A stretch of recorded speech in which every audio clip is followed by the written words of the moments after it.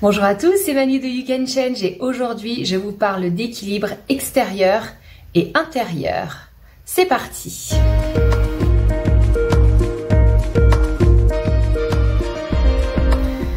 Et oui, rétablir l'équilibre dans tous ces domaines de vie, c'est la base du coaching, c'est la base de mes enseignements, mais c'est aussi très basique.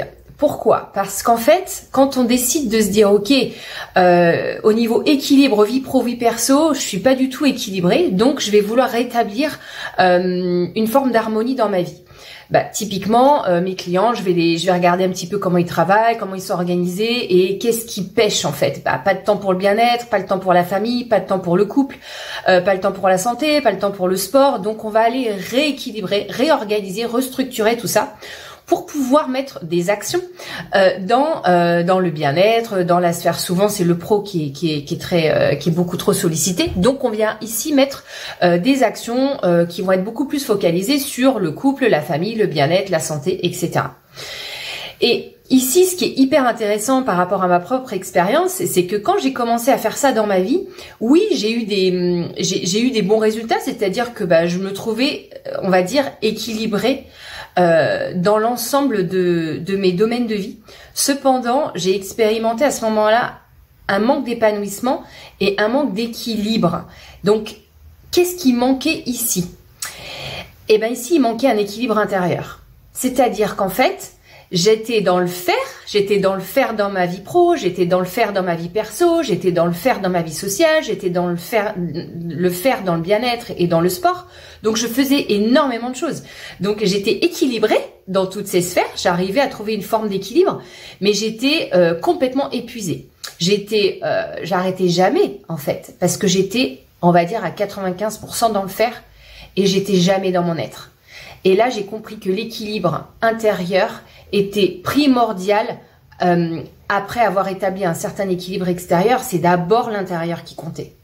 Donc ici, ce que j'aimerais vous partager, c'est comment trouver cet équilibre intérieur, mais également cet équilibre extérieur. Donc le petit exercice que je vais vous proposer de faire, c'est de dire dans tous mes domaines de vie, est-ce que sur une échelle de 0 à 10, à combien je suis sur mon équilibre extérieur de mes domaines de vie. Donc déjà, mettez-vous une petite note et dire comment je pourrais rééquilibrer mes domaines de vie pour que tout soit à peu près en harmonie et en équilibre. Donc si j'ai besoin de faire plus de sport, de remettre l'accent sur la santé, le bien-être, le couple, la vie sociale, je vais mettre des actions par rapport à ça. Une fois que vous avez rétabli cet équilibre extérieur, on va s'occuper de l'équilibre intérieur. Donc sur une sphère de 0 à 10, à combien j'en suis sur mon équilibre intérieur entre le faire et le faire rien? C'est-à-dire être dans mon être. Donc ça a été un vrai challenge pour moi et c'est encore au travail, puisque moi j'ai énormément d'énergie, j'ai toujours été quelqu'un qui fait beaucoup, qui engage énormément de projets, qui est engagé sur tous les fronts. J'ai toujours été dans cette énergie-là. Donc ça peut être un cadeau dans le monde dans lequel on vit, parce que passer à l'action c'est pas un problème pour moi. Sauf que ça peut être quelque chose qui va nous impacter physiquement, émotionnellement, au niveau du corps, parce qu'on est tout le temps en train de faire et qu'on s'arrête jamais et que du coup on arrive à un état parfois de fatigue, d'épuisement, de stress qui est au-delà de la normale. Donc moi, ce qui m'a transformée, c'est la méditation. J'ai découvert la méditation transcendantale en 2015 et je suis passée de 0 minutes pour moi à 40 minutes de méditation par jour quotidienne, donc 20 minutes le matin, 20 minutes le soir, qui a complètement transformé ma vision de ce que pouvait être le rapport à l'être. Je ne sais pas si c'est très clair. Et du coup, être dans mon être, ça m'a ouvert énormément de portes, ça m'a fait changer de carrière, ça m'a remis sur les rails de ma vie, de ce qui était vraiment important pour moi, de ce qui vibrait vraiment à l'intérieur de moi, des questions que je m'étais jamais posées en fait. Et c'est pour ça ici, c'est qu'est-ce que vous pourriez mettre en place pour être plus dans votre être? Donc l'être, en fait, si on peut le comparer avec l'énergie yin et yang. Yin, énergie féminine, l'être, yang, le faire, l'analyse.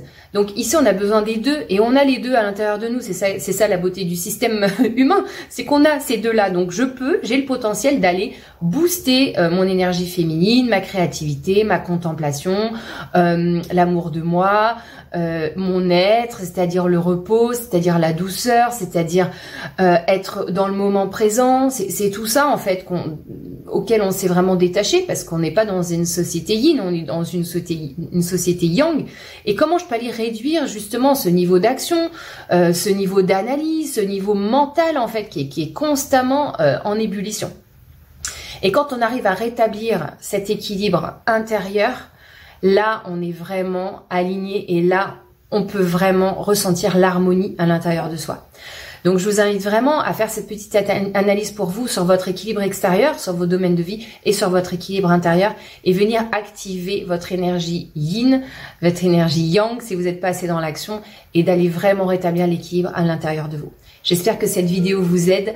Je vous dis à très vite pour une prochaine vidéo et vous pouvez liker, partager et commenter si vous le souhaitez. Merci à tous.